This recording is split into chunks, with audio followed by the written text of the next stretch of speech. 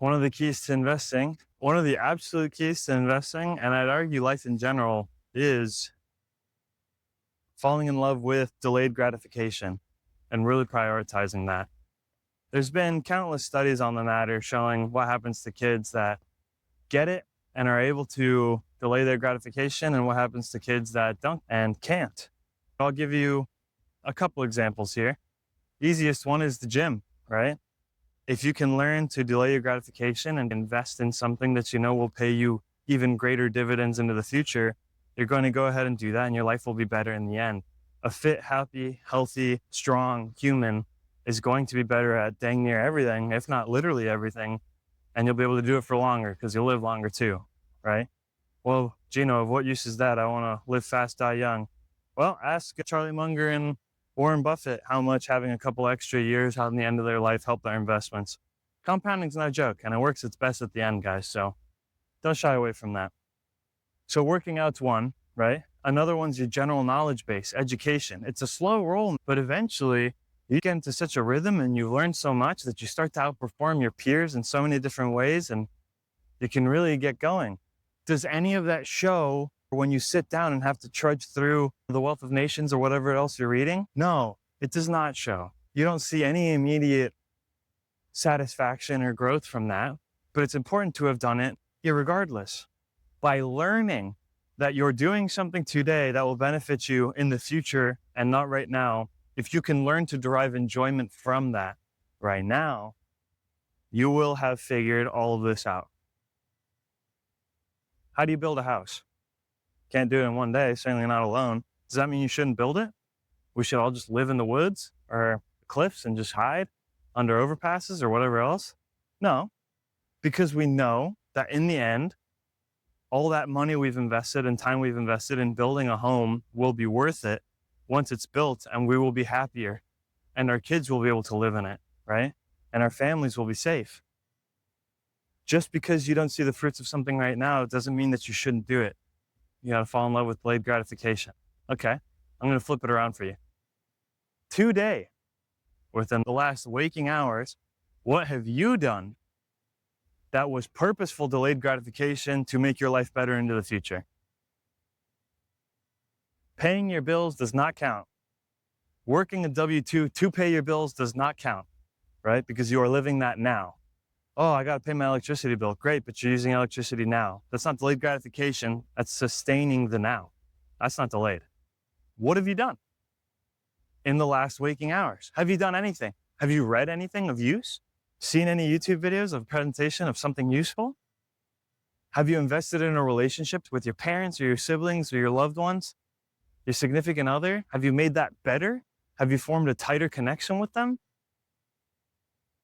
Have you spent your time connecting to the spiritual? Have you been praying more? Meditating? You have a better grasp on psychology or finance or fitness or literally anything useful? What's your trade? Is your trade video games and you're a video game streamer? Have you become better at that game by putting active hours into its training, or were you just messing around and having fun, but now that you've had your fun, there's nothing left? And that really is the question of determining if something's delayed gratification or not. When you're done with it, are you left with anything? Or is it done and over? Buying the sandwich or the coffee is great, and you need food and water to exist, right? But they are not delayed gratification by definition. I buy myself a coffee, I drink my coffee. What am I left with? Nothing. Does that mean I shouldn't drink coffee? No. But it does mean I shouldn't only drink coffee. Maybe it's buying that $5 coffee, and then I also send $5 into my investment account. Delayed gratification. So I can buy as much coffee as I want when I'm a little older. Maybe even in a couple of years, it'll be worth more. We need to go out and go drinking with friends. How much did that night out cost you? $100? More? Great. Send $100 into your investment account or your property savings account that you want to buy a house with one day. Send it now. If you guys are having trouble saving as much money as you want or investing as much money, try to delay the gratification of the exact same amount of money you're spending on stuff. I'm not saying rent. or the giant ticket items. A lot of people don't have the money to put towards that, and I totally get it.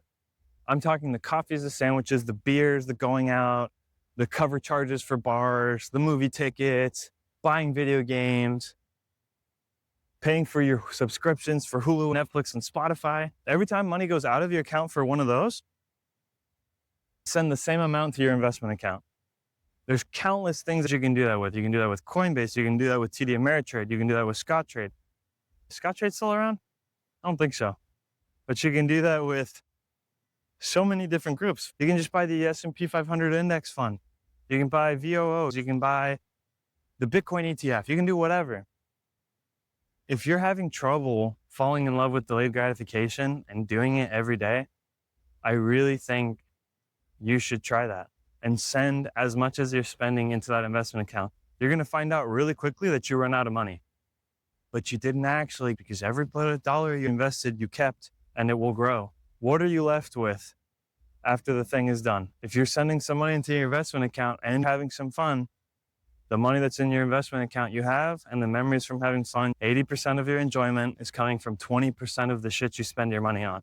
So how about you find the 20% of stuff you're spending your money on, keep spending your money on that because it brings you so much enjoyment, and then invest the rest. What are you doing? Wake up. It's 2025. Nobody's coming to save you. Okay? No more pensions. No more Social Security. Everything's going to be freaking zonked if you're under 30 by the time you're of retirement age. That includes me. Fall in love with delayed gratification. Go for a walk. It's good for you. Gino out.